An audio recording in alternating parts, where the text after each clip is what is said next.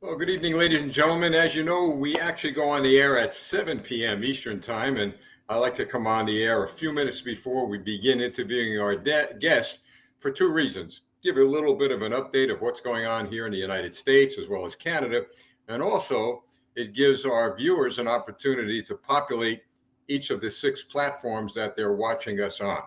So I want to begin with this because this truly affects Canada and the United States. The climate people, the climate activists are going out of their minds. They're blaming the fires in Canada over climate change. And now the United States of America has this heat wave across the country. They're blaming the heat wave on climate change. It seems as if when we have large rainstorms, floods, high winds, exorbitant amount of heat, they blame the climate change. The fires in Canada, climate change. And I'm sure there are other things over the world that are going on that they will blame on climate change. All adding up to this, folks.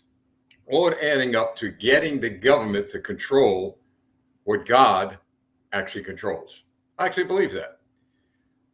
The climate activists that I have spoken with, by the way, it's very difficult to have an intellectual conversation with them because they will not listen to anything that one has to say with regard to any topics against their agenda. But the one question they cannot answer is when I bring up the Old Testament biblical times of Noah and his ark and the flood. There was no industries, there was no chimneys with smoke, coal, oil, gas, none of that. Absolutely none of that in Old Testament times. But yet there was a flood, and the flood covered the earth. So I would ask the climate activists, just explain to me what happened. What happened? Was the climate suddenly changed because of any smoke, any industry, any pollution, any gas coming out of cars, any vapors coming out of aircraft? No, because it didn't exist. It was a complete and total act of God. Folks, I've got to tell you something. As we move on in this life that we're all living, you notice how man is trying to take complete control of God's creation, trying to change God's creation, trying to take control, for example, of the birth of a baby. One may call it a fetus. I call it a human baby, a human being that is taught to us in the 139th Psalm, I believe, is that that baby was formed in the womb of the woman by God. Man had nothing to do with that. Absolutely nothing. Other than, of course, the act of love between husband and wife. Which leads me to this. There are only two sexes. There is a man and there's a woman. There's a male and a female. And if you were born a male, I don't care what you do to yourself, you're going to be a male forever until your last breath. If you were born a female, no matter what you do to yourself, you are a female for the rest of your life. Why? Because you had nothing to do with your sex, nothing to do with the way you were created, what sex you were created. That was all God. The Bible doesn't say, well, man created the heavens and the earth. Man created human beings. Man did this and man did that. No, God created the heavens and the earth. God created human beings. He created everything. And yet we're living in a society here in the 21st century where mankind via, get this folks, via scientists, and we know what they did during the COVID pandemic, they couldn't get anything right. So what makes us believe that they are now going to get the sex of people right, that they're going to get the climate right? They can get nothing right because it all ties into a political agenda. And that's the point I want to make regarding some of the challenges we're facing. We find out last week that the Chinese Communist Party, who absolutely hates us here at Campaign for America, let me tell you something. They really hate us, and they've shown that, and I'll get into that one night. The CCP hates us because we're calling them out, and we're spreading the word on how they are spreading their propaganda throughout entire North America, the United States of America, and Canada. And I know they're doing it in parts of the other world, but I'm concerned about North America. I'm concerned about the national security of the United States and also the national security of Canada, which borders America. So the CCP is quite upset at us. So here's something else we're going to now expose, reveal, if you will. That hasn't been talked about much because the mainstream media is busy with what? Climate change. They're worried about the wind. They're worried about the clouds. They're worried about the floods. And they actually have the audacity, folks, in this country, the United States, some of these politicians, to say the greatest enemy against the United States of America, the greatest national security risk in America are rainstorms, tornadoes, hurricanes. Could you imagine? The tragedy of this is that we in America elect these people to office. Hopefully not this time around. But here's what the CCP is doing, folks. Look this up. I'm sure you'll find it somewhere. They are actually rewriting the King James Version of the Holy Bible. That's right. They're rewriting it, folks. And they didn't just start yesterday. We find out through some of the research we've done that they started this several years ago. And the reason why they're doing that, in our view, is, folks, is that they know there's truth to the Word of God. They know there's truth, indisputable, unrevocable truth in the Scriptures. So now they're going to replace God created the heavens and the earth, God did this, God did that, with the state. That's right, the state. Under communist regime, you worship the state, not God. So the CCP is going to create their own Bible, and they're going to spread it as if it was the real word of God, except it'll be the word of the state. Now, they could try it, but based on historical fact, they're wasting their time. Because the Holy Bible, written by the Word of God, inspired by the Word of God, okay, written by people who love God from day one, has been around for thousands of years. The best-selling book in any country on the face of the earth forever. And it will continue to be the best-selling book as long as we exist here. So the CCP, they're just going down another rabbit hole, but they're going to be met with their match soon. Believe me, they're going to be met with the very King of Kings and Lord of Lords that they're challenging.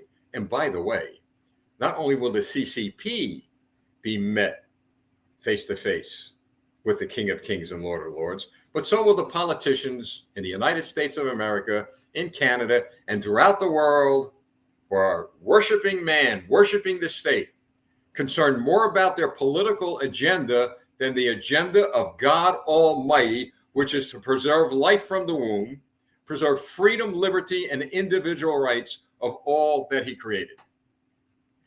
Their challenge, when I say they, not only this CCP, but the WEF and all of these crazies, and yeah, they're crazies. They're out of their minds. And all of these man-made organizations being controlled by the state, they're going to meet their match. Because they will be defeated, not by us, right? I mean, we're doing our job, but I don't believe any of us have the might and power to beat them other than the fact that we belong to a king, and that's Jesus Christ. That's God Almighty. We are his people. And anyone who supports anything against the will of God has actually revoked any type of relationship they have with him, because then they are in deep sin. Are we perfect? No. Do we sin? Yes.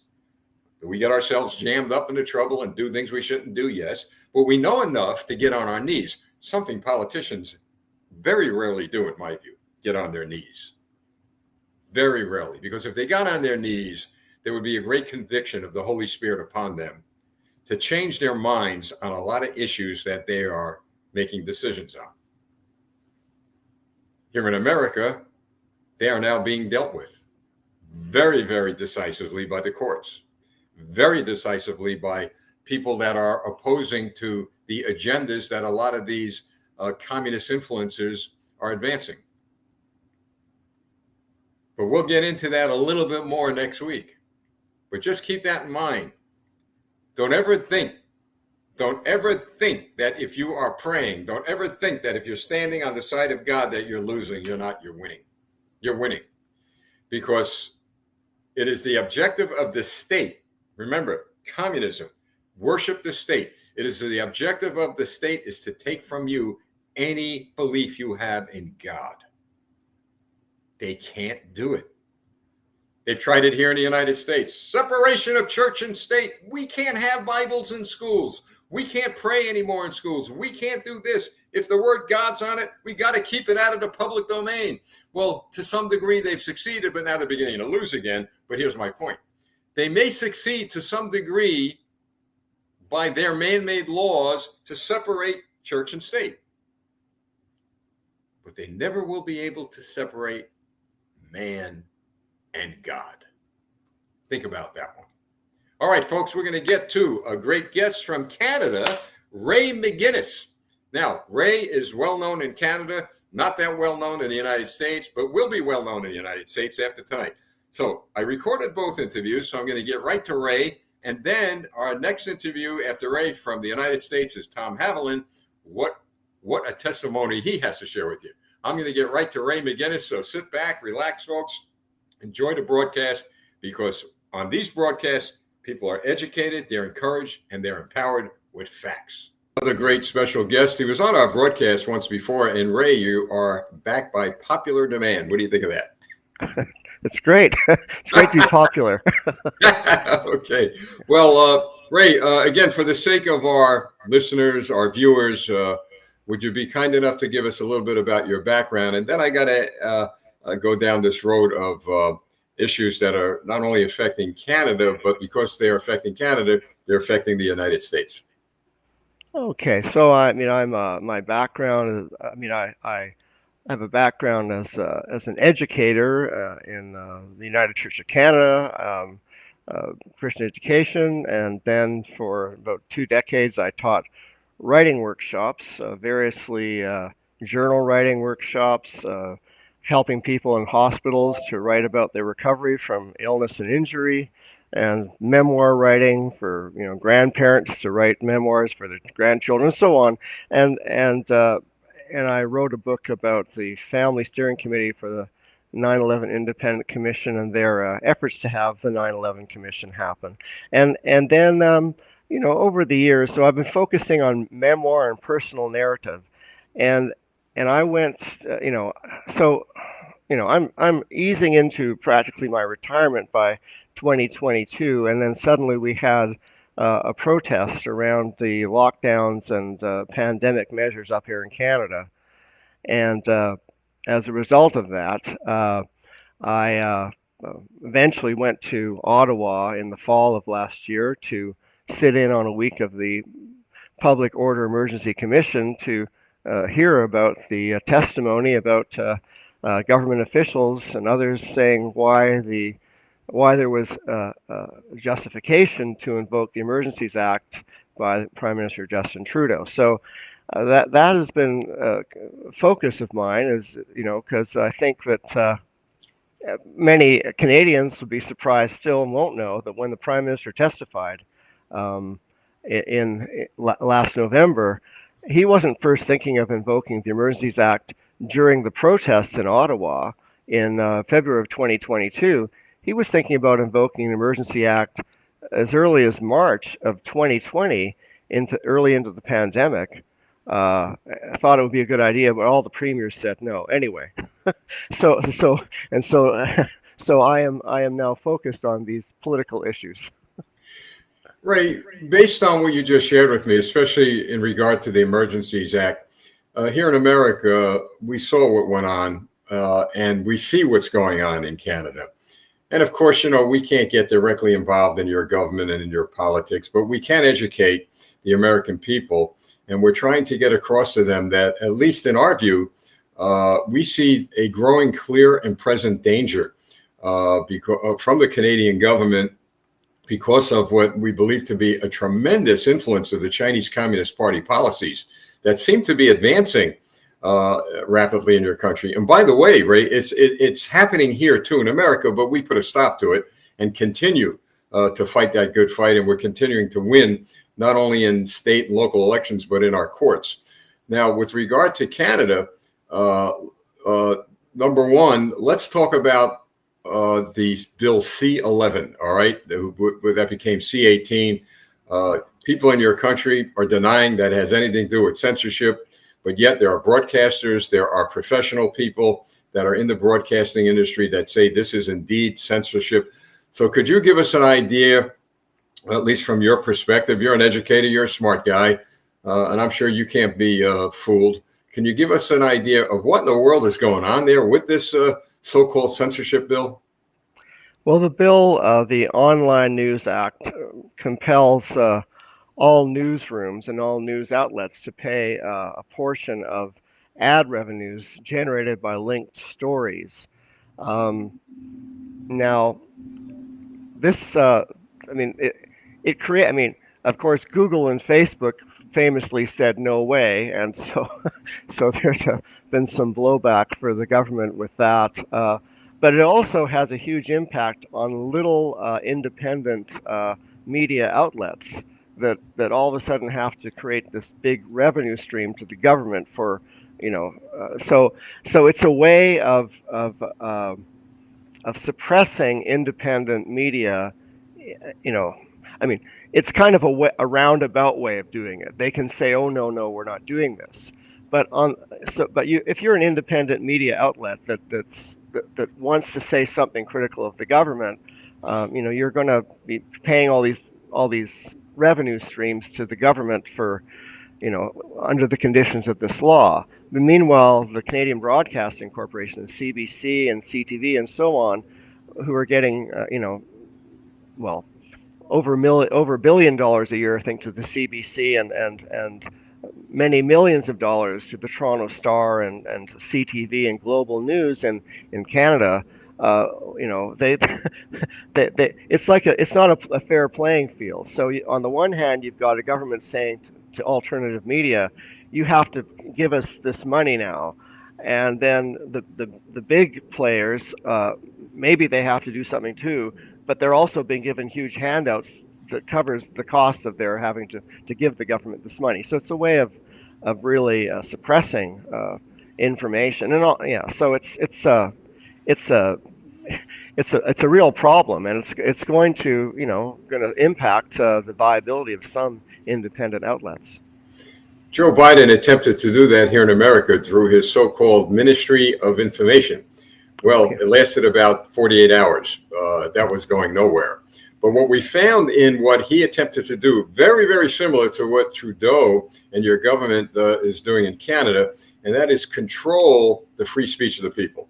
When Trudeau or Biden spoke about, we're going to look at American content, or in Canada, Canadian content.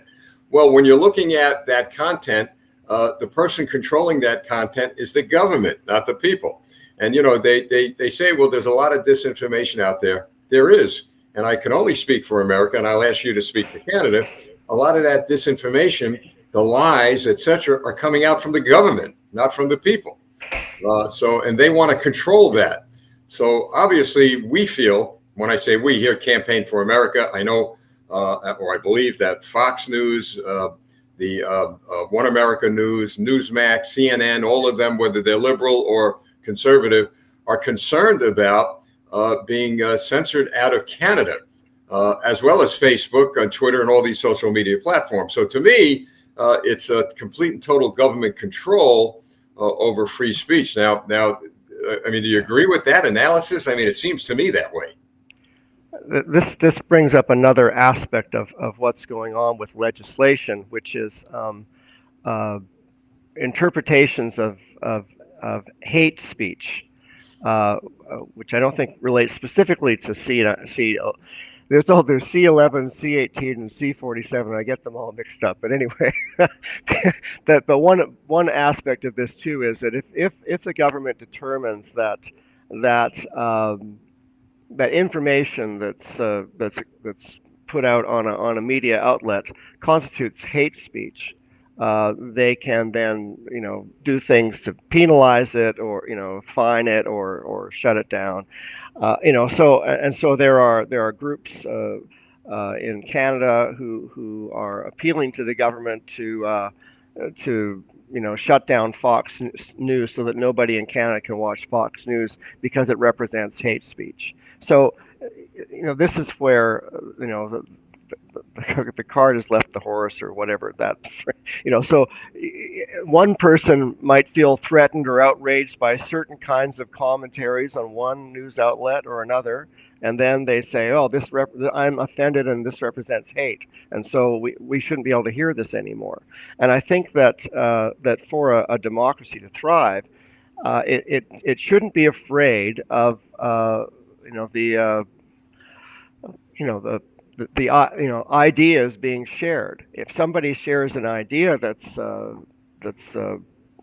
not well founded, then you can point out where they're wrong, as opposed to just saying, "This is hateful. I don't want to hear it, and nobody else can hear it either."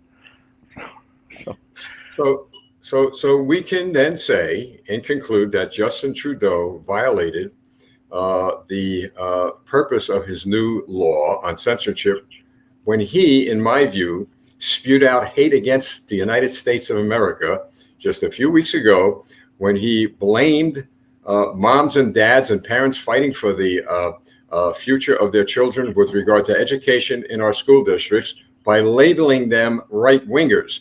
That then could be construed as hate, and Justin Trudeau should be taken to task by that under his new rules, correct?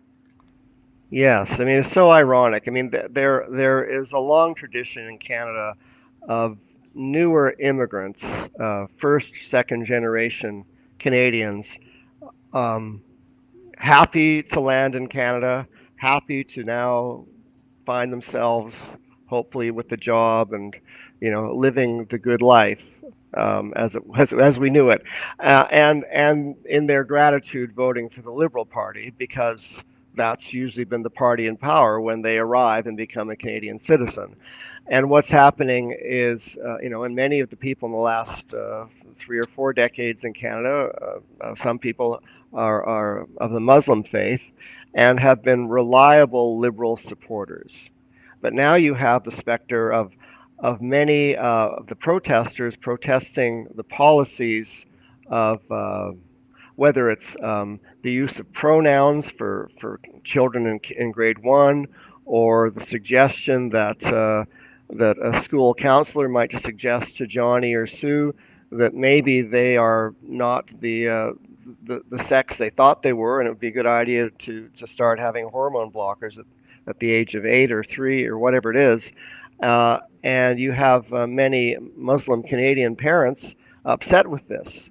This is part of the Liberal base, reliably, and so this is a concern to the Prime Minister and his backers. And so he's saying, "Hey, you Muslim Canadians, you're being manipulated by right-wingers in America.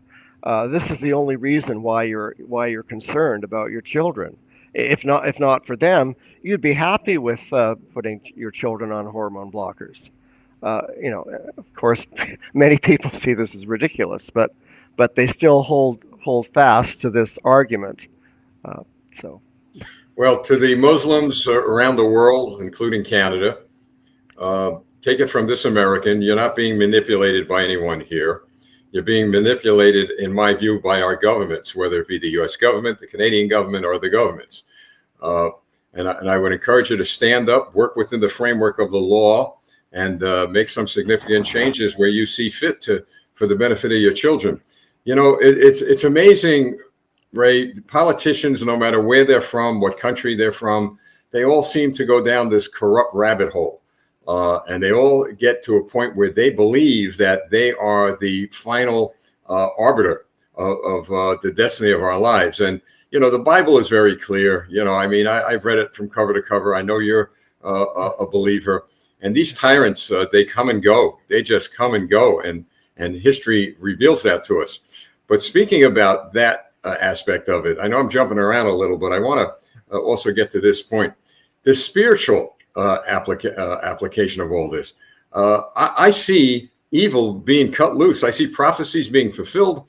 I see the heart of man turning to the evil that it is. And we have to make a stand, not only politically, but we have to make a stand, at least in my view, spiritually. Could you weigh in on that a little bit? Well, I think that there's a good old maxim from the Ten Commandments: you shall not bear false witness against your neighbor. Which means that there's a requirement to I mean, people for many centuries, it would say, "I give you my word," and and that meant that their word was trustworthy and true. And so we have the specter of just one little anecdote. We have our Deputy Prime Minister, Finance Minister, Chrystia Freeland, doing a bullish report on the economy and how low inflation is.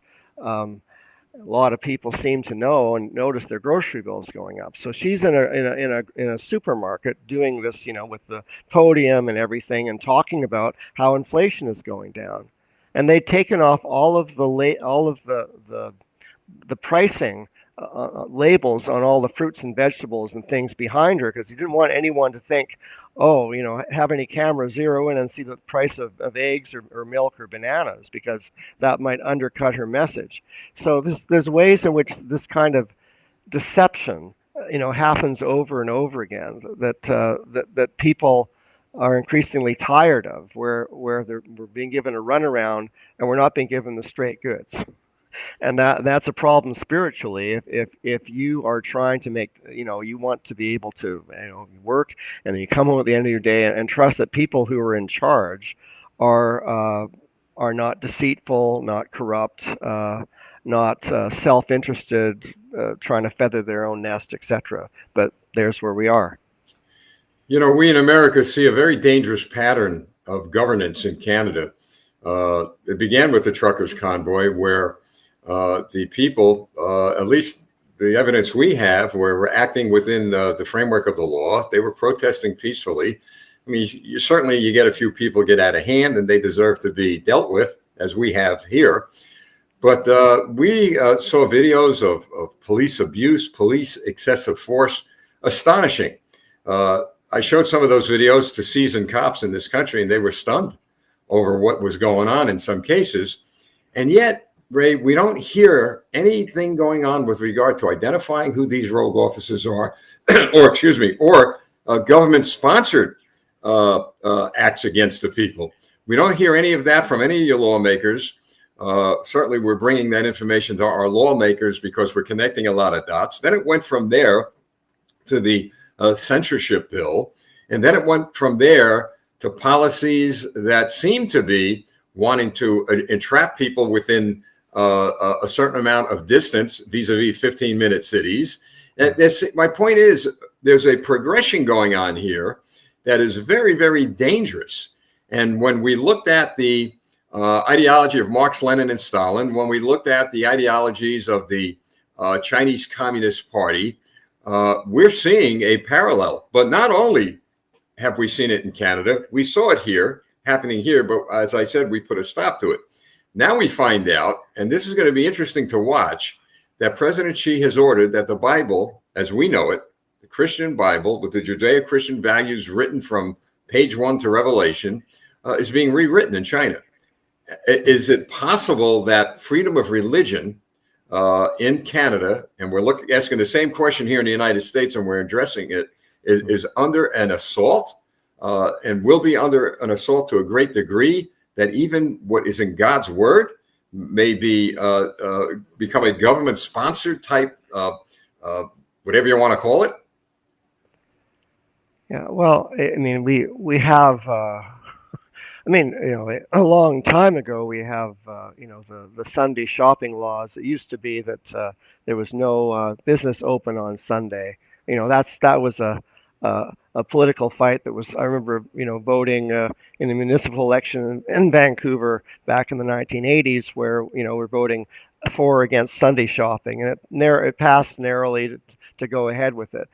So, I mean, all of these, things to increase a sort of a secular sense of who we are and decrease a sense of having spiritual values and teaching on the radar is sort of a way of which you know, I would say that more what's happening in Canada is sort of an unmooring of society's attention to where it, it should be. It would be helpful if people had more of a sense and a focus of religious studies, being a basic course you'd all take in high school or something like that.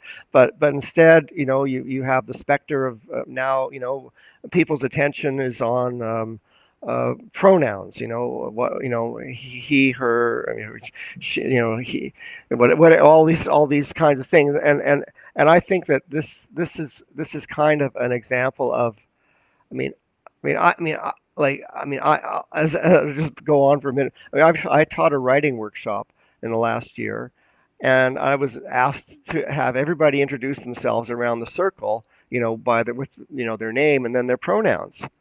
Well, after they introduced their pronouns, he, him, or she, her, or they, or whatever, throughout the course of the writing workshop, I had to, everybody referred to each other by their first names because there was no reason for me to call someone they or she or his while they were right in the circle around me. So it's just, I think that there's a way in which without a firm foundation, you end up being blown about by every wind of doctrine, and everything that kind of suddenly is on the horizon is just you're spellbound by it and don't have any sense about whether or not it's something that's worth pursuing. And I think that that's a problem in Canada. People they I know this is the news, and but there's a way in which every news story becomes like people running around with chickens with their heads cut off.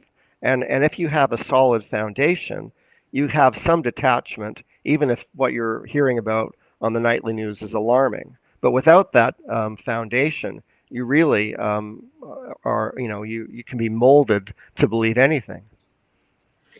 The United States of America has always been the leader in fighting against communism worldwide. The Truman Doctrine back in the 1940s was instituted by President Harry Truman. Reagan followed up on it. And it basically says, look, anywhere, anytime, any place, we will lead the fight against communism. Now, little did Truman or Reagan, or I believe in anybody, realize that we would find what we believe to be a strong communist influence across our northern border. And so we're committed here, at least, to, again, educate our lawmakers and to sound the alarm. Because I've got to tell you, Ray, I am really concerned about this slow, silent, deadly, destructive influence of the Communist Party. Obviously here in America, but we seem to have a good grip on it. But in Canada, and what startles me, and I could be wrong on this, so I'll need you to help me out with this because you live there. What startles me is that when I see the communist influence infiltrating here in the United States, I see at least a political party, in this case, the Republican Party, and now some Democrat conservatives vigorously fighting back. They're saying enough is enough. We're going to put an end to this communist influence here in America.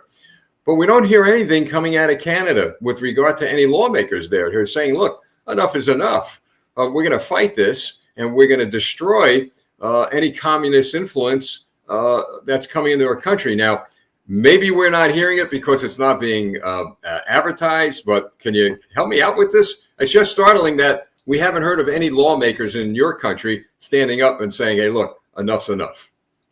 Well, there has been, of course, this issue of Chinese government interference in Canadian elections over the past numbers of elections. And this has been one of the issues that's been discussed in Parliament, and the opposition Conservative Party is trying to have an investigation into it. And the Prime Minister appointed a special reporter, I think is what the name is, David Johnson, who was the best family friend, to look into this independently. And it turned out that that he ended up finally resigning to his shame. I mean, it was just a gong show of deception, and I think that there are many Canadians, according to some polls, that are quite concerned that the Chinese government is through I don't know what exactly the term would be, through embassies or or consular offices. I think we have an awful lot of Chinese embassy and consulate staff, way beyond anything you would think would represent a normal amount. And it seems that there have been a number of members of parliament who've talked about being pressured and feeling concerned about their own families. So, I mean, it'd be like having members of Congress or a member of the Senate who was concerned about their own family and maybe safety because of pressure from people connected to the government of China. Perhaps because they want them to vote in a certain way. But I think that there have been, there's been suggestions there have been some ridings, which we call in Canada, which have flipped because of support of the government in China, putting out columns in different Chinese language newspapers that influence the voters in, say, some suburban ridings in Richmond and Toronto, where there's sizable Chinese Canadian population. So, I mean, this is a real problem, and the government's response has been to sort of shrug their shoulders and say, oh, it's not, go away, go have a hot dog. There's nothing here to see. And the lack of alarm is shocking in terms of what a normal government in the past in Canada would have done if this had happened. Would be they would certainly want to look into it and certainly take it seriously. We cannot have free and fair elections if we find that there are governments, foreign, China, maybe more, who are influencing our the ballot. So it's serious. Ray, what's astonishing to me is that the lawmakers, whether they're here in the United States or in Canada, that are allowing this to happen, that are not sounding the alarm. What astonishes me is that if in fact the Communist Party gets a foothold, whether it be in America or Canada or in any other country, the very people who are saying nothing's going on will be enslaved by the Communist Party. If it's not them in our lifetime, it'll be their children and grandchildren. I mean, that absolutely just astonishes me. And having, there are reports of numbers of, I don't know how many, half a dozen police stations in Canada that have staff connected to the Chinese government. I don't know in what capacity, if they're actually police officers or in some other detectives or what, but apparently that has also been part of the story of putting pressure on certain members of parliament, and also in individual Chinese Canadians. It happens in this way, saying, we would like you to do the following thing in your capacity as a citizen or as a member of parliament, and if you don't, we want to remind you that we know who your extended family members are back in China, and we'll be rewarding or punishing them depending on how you behave here in Canada. So that's a chilling development. Well, we had a few of those here in America that got they were not here to do anything but hunt down, if you will, in some of the words that we've heard out of there. Chinese people who came here to be free. They were threatened, some of them said, and on and on and on. It's typical methodologies of the Communist Party, but they're gone. They were thrown out, if you will, and I'll give the American people credit for standing up. Well, Ray, to sum things up, I would like you to share this, because I know you believe this, that the people in Canada are going to win this fight. I believe they are, as long as they stay within the framework of the law, work together, support the legislators that are working hard to preserve their freedoms and liberties, and to pray for each other as we move forward. The United States of America will always be the leader of the free world. I believe that. Joe Biden's days are numbered. As you and I are speaking, articles of impeachment are being drawn up. Hunter, by the way, I believe either today or tomorrow, has got to go to appear before one of a few courts. I believe he's going to go to prison. So a lot's going on here. I just don't want the Canadian people to think that because we're so distracted that we're going to forget them.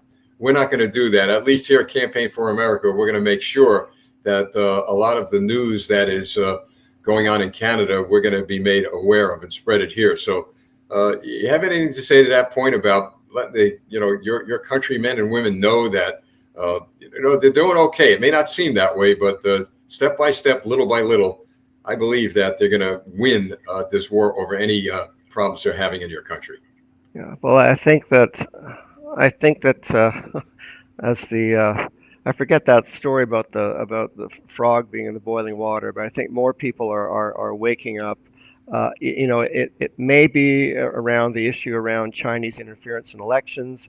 It may be around the bullish promotion of children having a good idea to go through gender reassignment surgery, but or regarding the freezing of bank accounts, but one after another, different Canadians find different issues that are just it's a red line, and so the red lines are not the same for all Canadians, but the government just keeps on doing more and more. Maybe we're going to have, farmers in the prairies being penalized because they have too much nitrates in the soil, which is ridiculous because they have apps to determine how much nitrates they need in the soil. But anyway, if Canada ends up being similar to what's been happening to the Dutch farmers, I can tell you that that will also be another red line for many people, and so I think that the best thing for me is indeed to be hopeful, but we're up against a serious, a clear and present danger in terms of a healthy democracy in Canada is suffering under this government. So I thank you for your prayers and your interest and your support. Well, Ray, you bring a very, very much needed calming message. And boy, I've got to tell you, you've come across very calm and very smart. And I'm really glad you came on tonight because, people not only in Canada, but here in America and around the world in this fight are on very, very tough seas, if you will. Well, you're the guy that brought the boat that's still floating, and you've kind of delivered them to calm waters. And I believe, Ray, at the end of the day, freedom and liberty are gifts from God. No president or prime minister will ever take that gift that came from God away from the people. Ray, thanks a lot. Can we have you back on again? Absolutely. A pleasure to be speaking with you again, Lieutenant Rogers. Well, you're going to be back on, and thank you so much, and God bless you, and we talk to you soon. Thank you. Okay.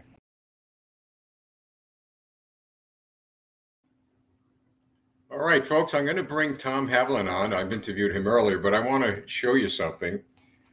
I just grabbed another stack of letters, SOS letters. We've got tens of thousands of them here. I mean, I have a bag full here, but I want you to know that we're going to be wrapping up our SOS letter campaign in September. And look at this, folks. I don't know if you can see that stamp. It looks like the Queen on there, but it's a stamp from Australia. Obviously, we have them from thousands from Canada. We've got a few thousand from the United States. I mean, I could go on and on about the number of people, which is now in the thousands, who have written us and who are supporting the Canadian people. Got some here from Portugal. Let's see here, Poland. I mean, so people are still writing. They're still calling in their support for the Canadian people, the American people. I mean, it's incredible what's happening here. So I urge you to continue to pray that people continue to send the SOS letters in. And come September, we're going to begin the process of getting those physical instruments, if you will, with a simple SOS from Canada to the United States. We want the media to see that. We want our congressional reps to see it. And we believe it's going to open up the doors to a lot of questions. So we can only do what we can do with what we have, and what we have are really the hearts, souls, and spirits of the Canadian people looking for help.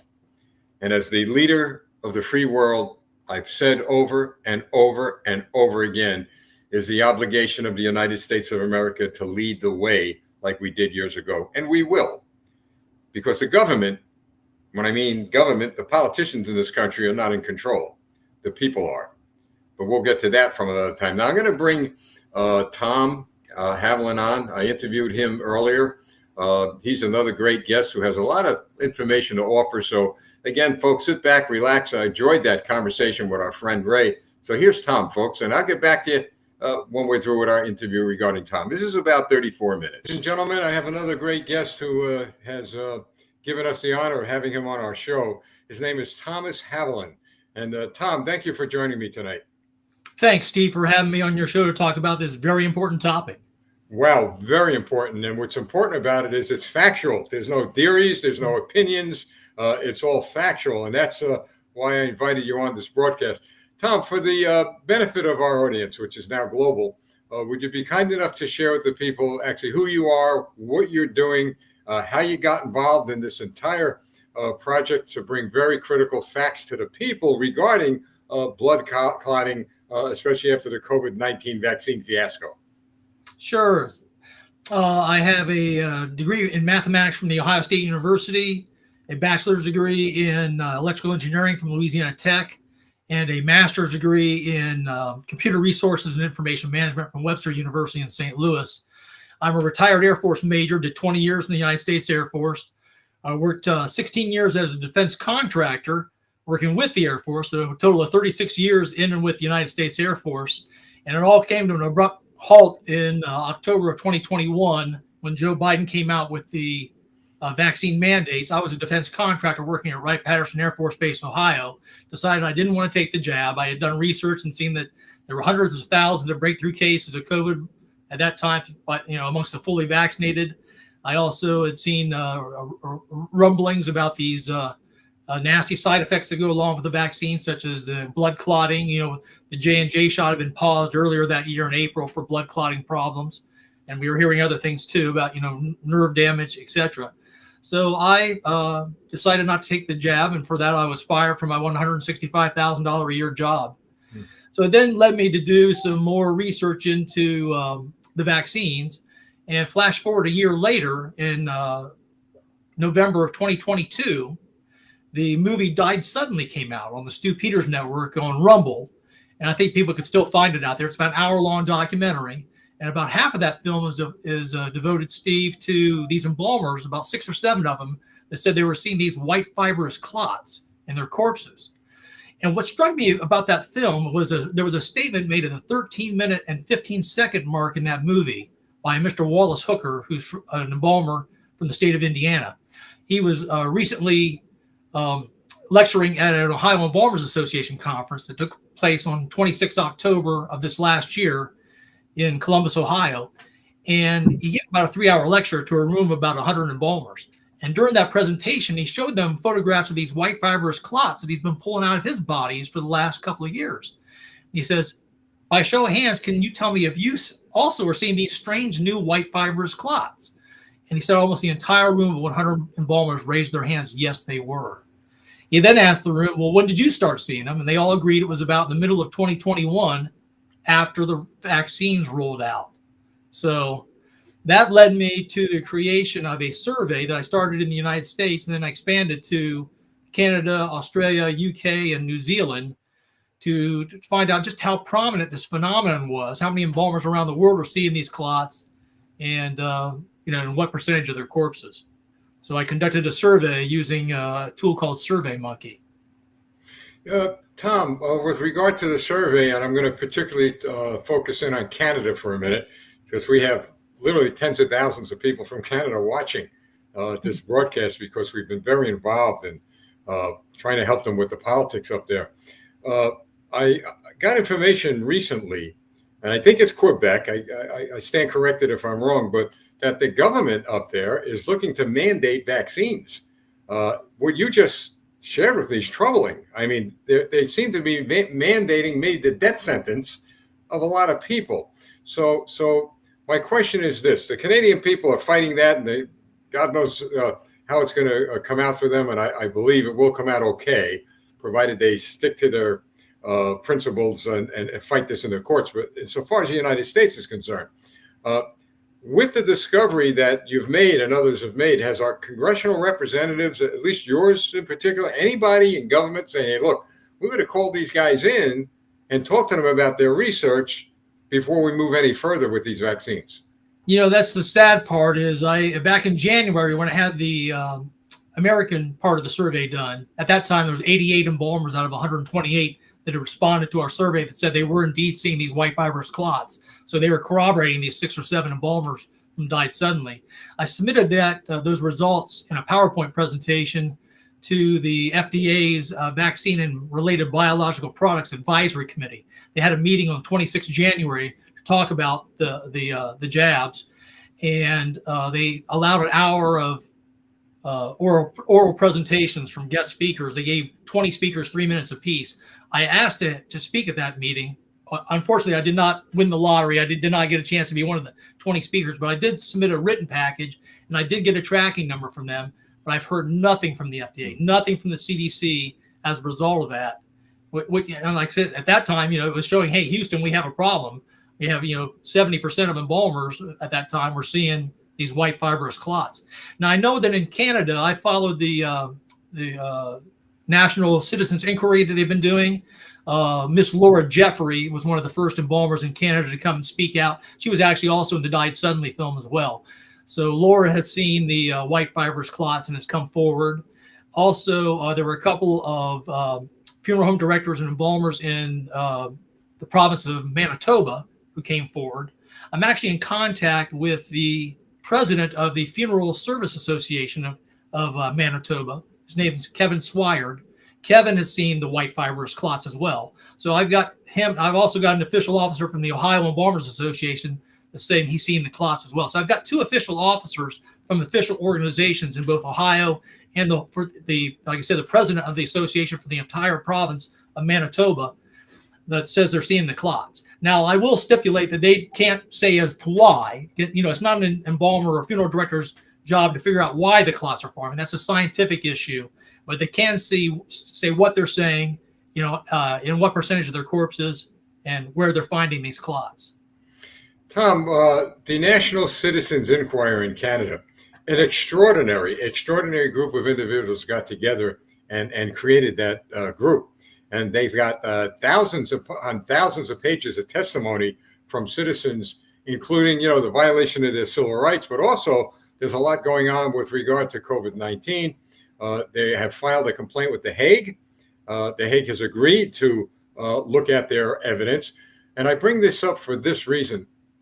You think there's any chance that we in the United States, or if you know anyone, if not yourself, who can create a national citizens inquiry here and have people testify before you guys? You guys are the researchers in this project. I foresee a lot of American people coming forward because here, at least they know they're protected by the Constitution. In Canada, they're protected by no one, and they had the guts to come out and to stand up for what they thought was right. So I get this question a lot. Why don't we do it here? I can't do it. I'm not an expert in a lot of these fields, but what do you think of that idea?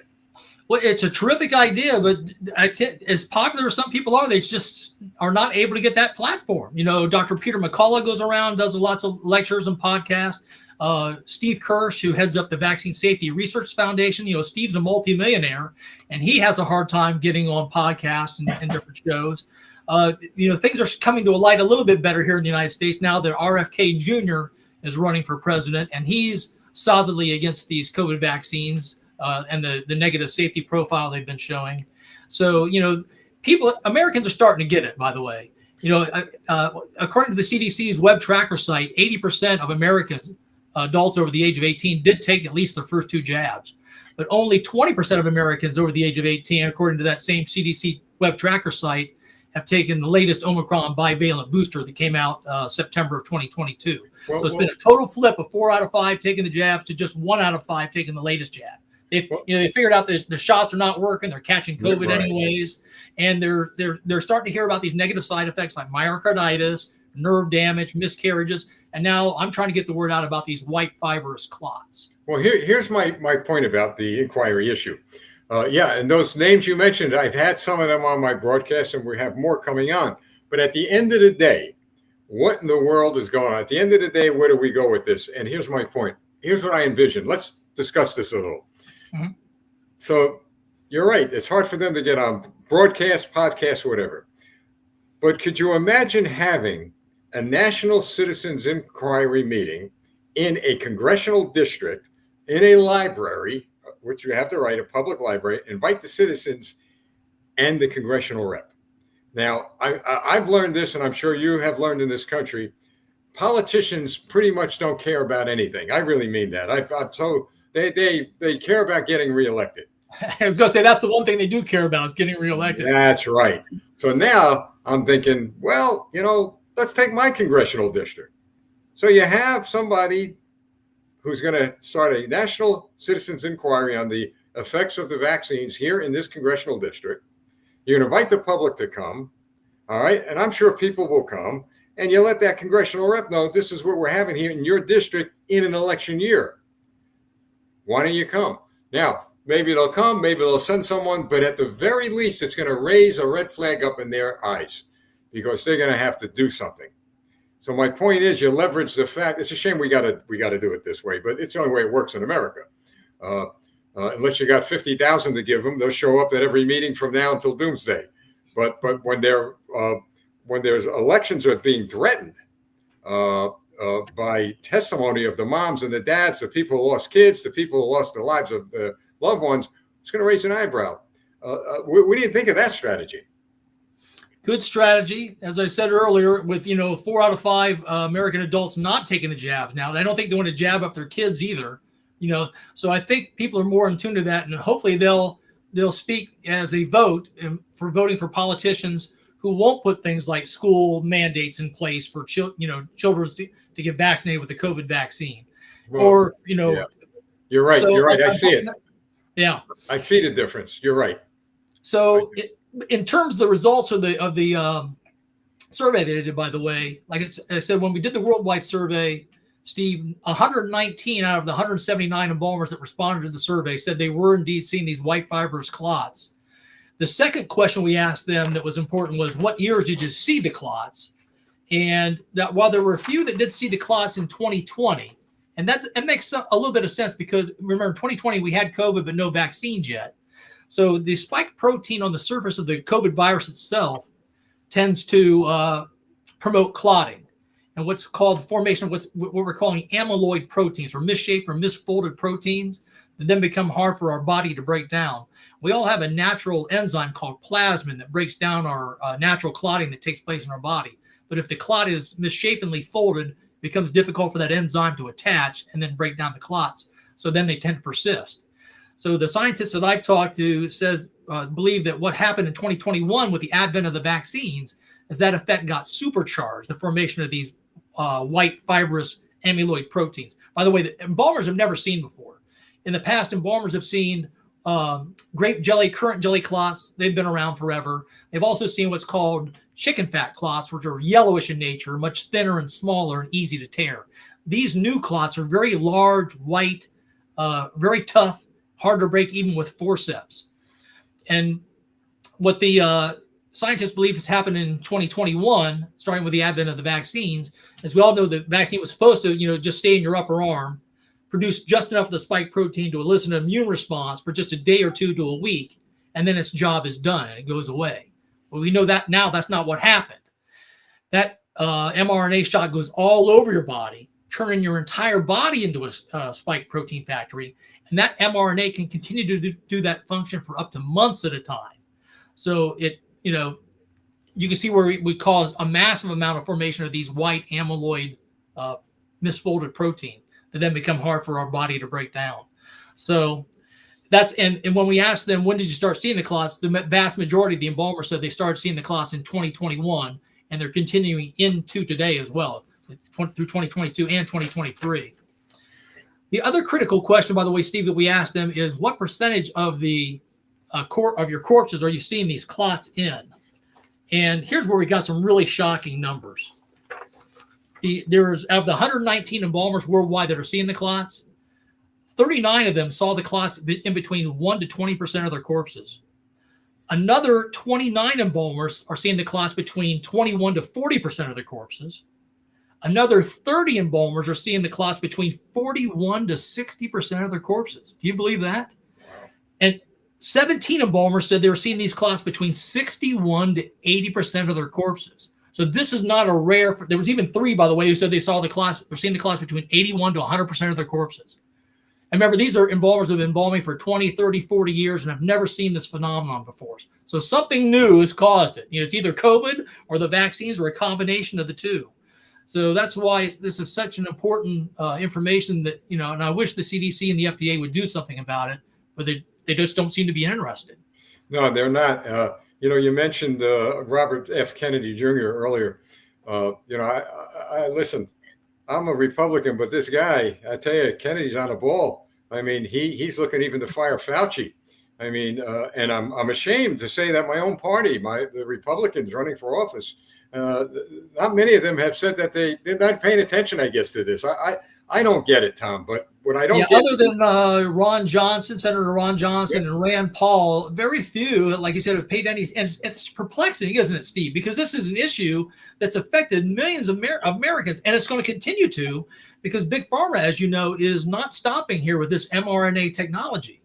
They're planning on using the same mRNA technology and they just got approved to do an RSV vaccine to hand, the RSV virus that hits the elderly and toddlers. They also are going to use the same mRNA lipid nanoparticle delivery system technology for the flu shots in the future.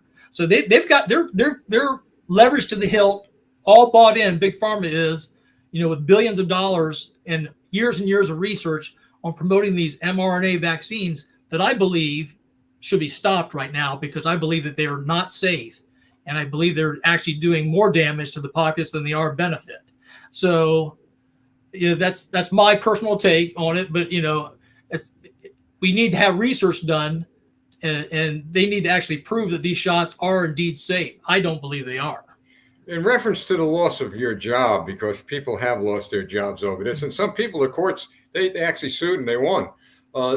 Is there any way you can do that, to sue the employer, knowing that what you know now? Because what you're articulating are facts. I mean, this isn't your opinion. These are facts. Yeah, because I was actually fired for insubordination, because on the day that I quit the Air Force as a defense contractor, we had gotten an email at Wright-Patterson Air Force Base from a 3-star Air Force general, kind of shaming those of us, or trying to shame those of us who hadn't taken the jab yet into getting it. Well, I sent an email back to the general. Remember, this is a 3-star Air Force general. And I said, shame on you. Instead of standing up for our right to decide for ourselves whether to get injected or not with an experimental vaccine, you chose to spend your time trying to guilt us into taking the jab. Shame on you. And I didn't just send that email to the 3-star general. I sent it to all 30,000 people that work at Wright-Patterson Air Force Base, Ohio. Good. So I shamed the general in front of the entire base, and I knew what was going to happen. I got a call a half hour later from my boss, my defense contractor company I worked for, and I was fired from my $165,000 a year job. But, someone had to speak out, because none of the colonels, none of the generals, nobody was pushing back on this, what I consider to be an unlawful order from Joe Biden and the top brass to mandate people take these shots, because they were definitely experimental. You didn't have informed consent. People didn't know the duration, how long the shots would last. They didn't know about all the nasty side effects. They didn't even know about the efficacy. Now we know that the shot doesn't even stop you from catching or transmitting COVID. So, there was a lot of unknowns at that time, and there was no way that they should have forced people to take that shot if they didn't want to. Well, hang on to this information, because I think things are going to turn. We see what's happening across America, the Supreme Court coming down with decisions that are truly backing conservative values and agendas.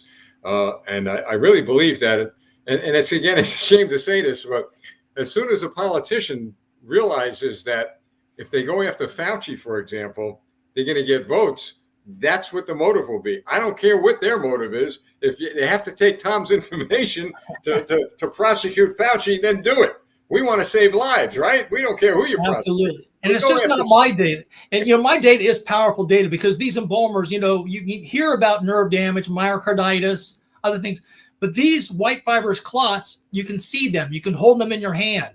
One of the embalmers from Died Suddenly, Mr. Richard Hirschman, has collected vials and vials, dozens of vials of these white fibrous clots that he's pulled out of his corpses.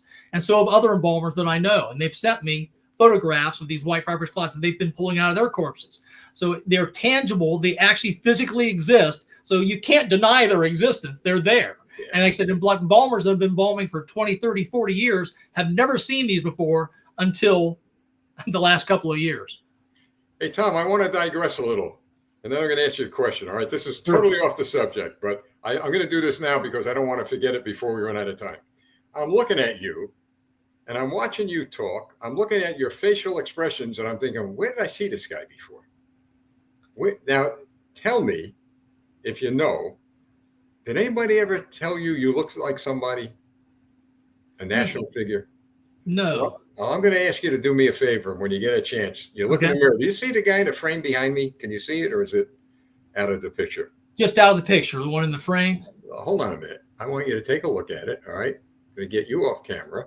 All right. Now I'm sure you see the guy. Hold on. I'm going to bring you back. All right. You taking a look at that? All right. Did you get a clear shot of him? Was it old Ronnie himself? Ronald Reagan. Yeah. And I'm going to tell you, I'm looking at you saying, and I'm looking at the expressions of young Ronald Reagan. So I'll tell you what, I'm thinking, where did I see this guy before? And I'm looking at the guy over my shoulder. That's the guy. It's funny you mentioned that because I am kind of a trust but verify guy. When they told me to take the shot, I said, before I take your shot, I'm going to do a little research and find out whether your shot's doing any good. And we knew early after they came out in April of 2021, just a few months after they came out. Remember, they paused the Johnson & Johnson shot because of clotting problems, particularly in young pregnant women. And then I started to hear more rumblings throughout the summer. And then by the time we got into the fall of 2021 of that year, after they'd been out for about 8 or 9 months, there was good data coming out of the UK's government. This isn't right-wing data. This is out of the official UK government data. Their version of the CDC called Public Health England or UK Health Security Agency, showing hundreds of thousands of breakthrough cases of COVID amongst the fully vaccinated. So, the whole thing that was remember at that time they were telling us here in the States, this is a pandemic of the unvaccinated. That wasn't true. There was more actually fully vaccinated people that were actually dying in the hospitals in the UK. And you have to figure the same thing's happening here in the US at that time. So we were being fed a total bunch of lies. And most of these people, like you say, Fauci, Walensky, they've all retired since then. They've moved on. Yeah, I wonder why. I remember, and you probably remember, by the way, I was in the Air Force too, from 70 to 74. And then I went into the Navy and decided I made a mistake. I should have stayed where you have the good meals in the air-conditioned hotels. Hey, Tom, now the question is, of course, two questions. One, is this information you have memorialized anywhere, posted anywhere, or could anyone obtain it? So let's answer that question first. Yeah, a gentleman has a Substack page called A Midwestern Doctor. Did a real nice Substack article about the results of my survey when I had the USA portion done, probably back in February, I think March timeframe. So people can go there. Of course, people can come directly to me. In fact, embalmers, I still ask any embalmer that wants to let me know what they're seeing to contact me at Thomas Haviland at sbcglobal.net. I'm happy to talk and communicate with any embalmer, because that was one of the things, I sent out this survey. A friend of mine, Laura Kasner from Northern Ohio, was a genius and survey monkey. Took the questions I had, put them into the survey so we could distribute that electronically around the country. We sent it to the 30 most populated United States, the presidents of their state funeral director and embalmer associations, asking them to forward down to, their hundreds of members underneath. I also, at the same time, looked up the over 800 funeral home email addresses across the United States in major cities and sent it using a bottom-up approach too, because I wanted to try to maximize the results of the survey. And like I said, we only asked them, what are you seeing? When did you start seeing it? Where on the body? And in what percentage of your corpses are you seeing these clots? I try to be very unbiased and not lead the witness. In my survey instructions, nor in my survey questions, do I ever mention the words COVID or COVID vaccine. All I mentioned is, all I asked them, like I said, is what are you seeing, when, where on the body, and in what percentage of your corpses? So we try to keep it totally unbiased. I sent to as many blue states as I did red states. Sent it to Ohio, Texas, Florida. I also sent it to California, New York, Illinois, Massachusetts. What was interesting, Steve, is despite the fact that I sent the survey and didn't mention COVID or COVID vaccines, we did have a question at the very end. We allowed the embalmers to kind of free form write a paragraph or two about what they were seeing if they wanted to. And I got a bunch of written results, and a lot of those either implicated or defended the vaccines, even though I never mentioned them in the survey. Would you like to hear a couple of the responses I got? Yeah. Okay, I'll read a couple of them to you. Here's one from the state of Alabama. I've seen clotting coming from most any points of incision. I mainly embalm in common carotids, and I've seen many white fibrous clots about the same time the vaccine came out. I've also seen an increase in COVID for the jelly clots as well. Here's a naysayer comment from the state of California. I've never seen any white clots or any increase in grape jelly clots. Not sure what you're getting at. Do you believe this is vaccine related or something? I've embalmed over 500 people from 2020 to now, and I've never seen any of this. Well, he mentioned it, not you. Exactly. Here's one from Ohio. People that were COVID confirmed had bad grape jelly clots. It was early 2021 when we started seeing the white fibrin structures being pulled out of both veins and arteries. And here's another point, Steve. Embalmers for decades have been finding traditional grape jelly clots and chicken fat clots in the venous side of their corpses. Very rarely do they ever find a clot on the arterial side. With these white fibrous clots, they're finding them on the arterial side as well. In fact, he goes on to say, prior to 2021, we never pulled a clot from an artery. I just pulled a white structure from the right common carotid yesterday. I'll read the one. Here's another kind of funny naysayer comment from Arizona. I've seen zero changes to the presentation of human remains in the last few years. It is clear that this is a poor attempt at farming anecdotes to malign the COVID vaccine. Please don't do this, or claim that anonymous survey data is any sort of substitute for rigorous scientific research. Like I said, I never mentioned the vaccine. And what's funny about that is where's the scientific research being done? I, a private citizen, the only one to my knowledge, that's done a survey of the embalmers, right? Where's the CDC? Do you have, if you recall, do you have any survey results or response from anybody in New York or New Jersey? Of the U.S. survey, I only had 128 results from embalmers around the country. So that's only an average of 2.5 per state. Yeah.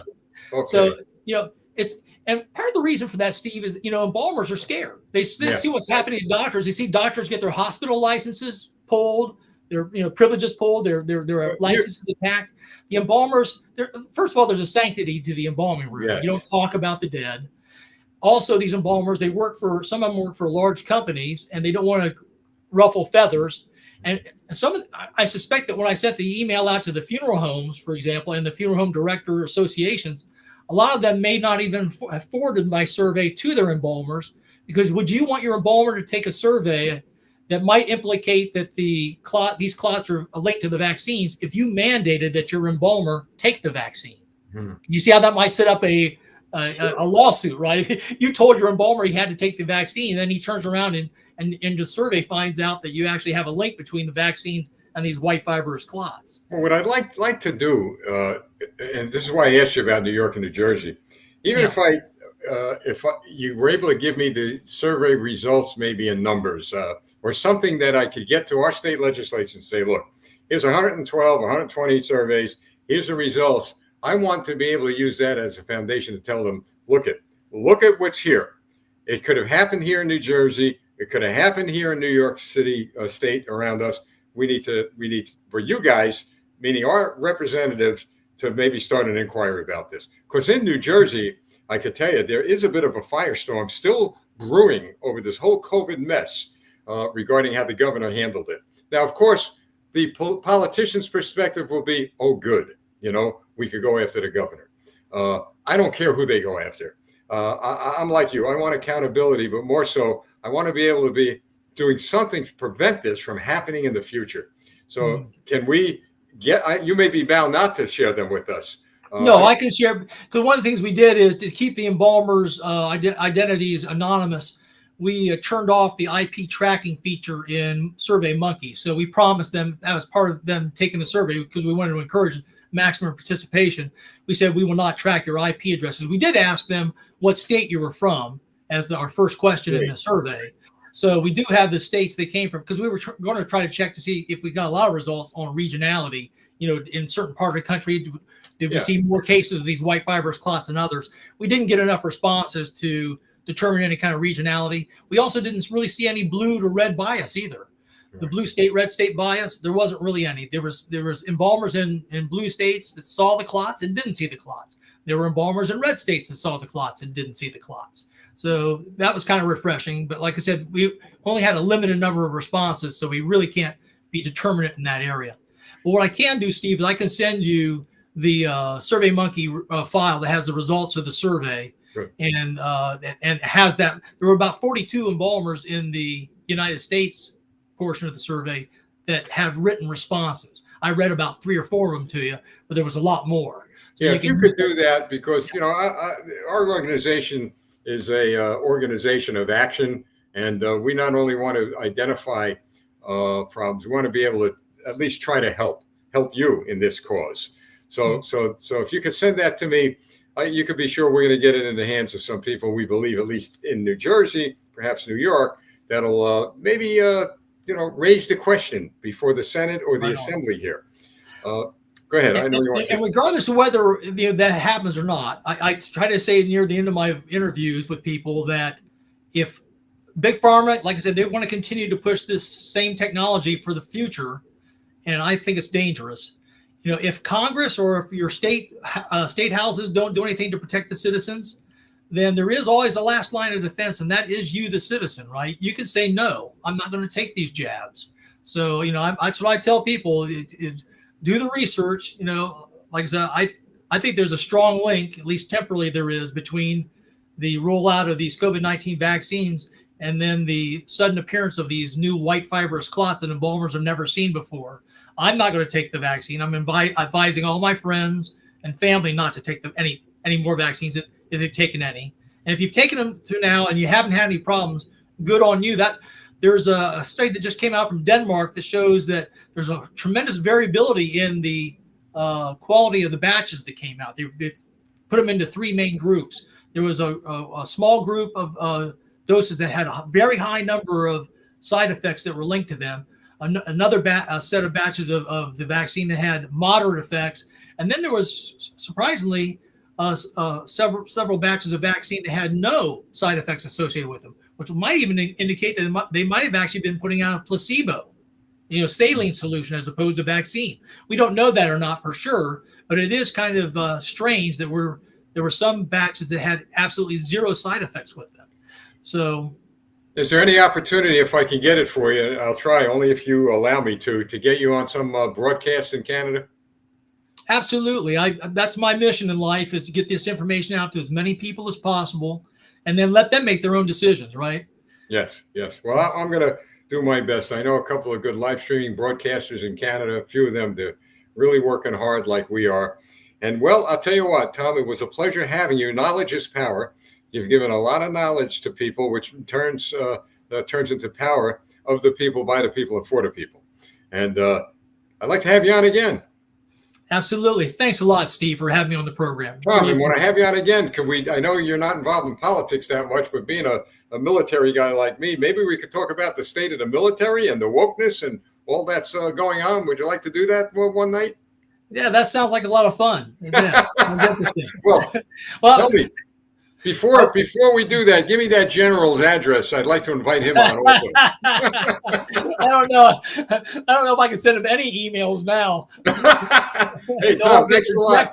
He'll see the name and he'll hit the spam button. Yeah, well, listen, God bless you. I salute you for your service, and thanks so much. Thank you, Steve.